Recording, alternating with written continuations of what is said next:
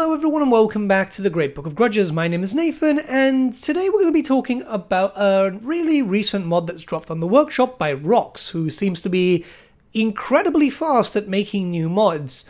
Anyways, this mod is centered around Vlad von Carstein to give him a bit of a unique campaign. You see, Vlad unfortunately feels rather vanilla-ish, and it's a bit disappointing considering that he is the head of the von Carstein bloodline. Yes, he shouldn't really be in Total War Warhammer considering he's long dead and should revive a few years later into the timeline. However, we have him and he is probably the most interesting von Carstein out there, so this is going to give him a bit more of a unique campaign, make him feel like you've got more of a unique type of campaign, and it gives you a reason to actually play him a bit more. And that starts off with kind of reliving the Vampire Wars, a very important event. So, you'll start off with a popularity bar. It's kind of similar in a sense to the Elector Count system, but a bit different as it's more in an effort to legitimize your claim as an Elector Count. This is actually more focused around End Times Law, and I think it kind of works here. Keep in mind, by the way, that I am using a cheat mod here just to like showcase stuff, right?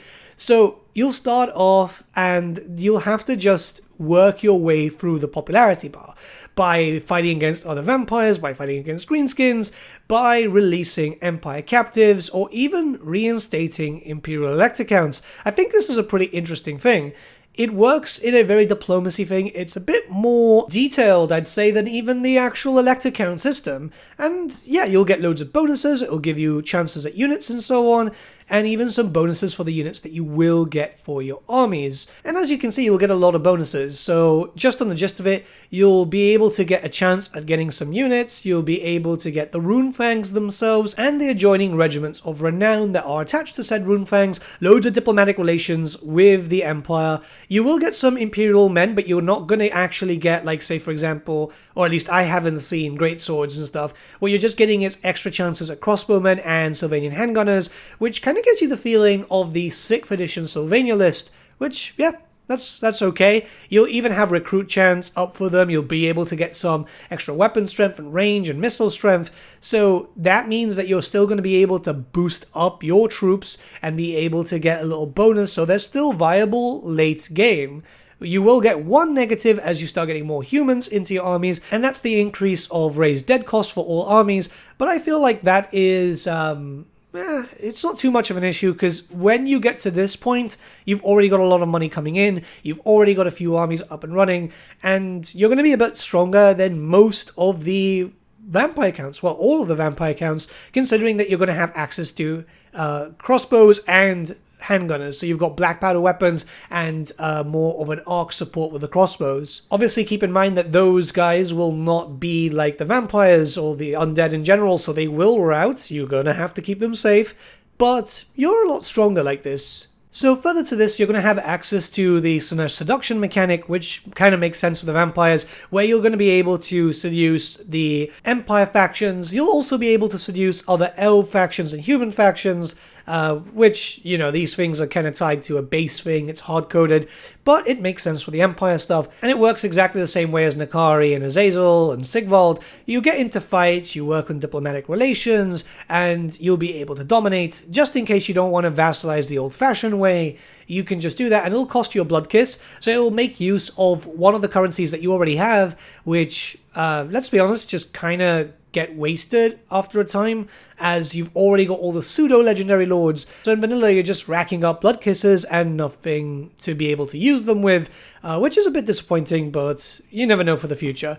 Anyways, so there's a bit more to this too. You'll actually be able, if you attack a settlement, if you don't want to take it for any reason, you can then decide to build a vampire coven, and the vampire coven will spread corruption and also some vampiric influence, so this will help you to be able to actually, you know, vassalize these empire factions if you want them under your control, because you're going to be playing a Vampire Wars adjacent storyline essentially with this little roleplay, which, yeah, this means that you're going to want humans under your control. You don't have to have them if you don't want to, but for roleplay's sake, which I think is kind of cool, because this is what Vlad does, right? By the time that they launch a attack on Altdorf, he actually already has a decent amount of human cities, towns, and even some full states under his control that are fighting by his side. So when I was playing this mod, I was getting massive Vampire Wars vibes here, which is great. If you haven't read those books, you should, because it's some of the best stuff that Games Workshop has ever released.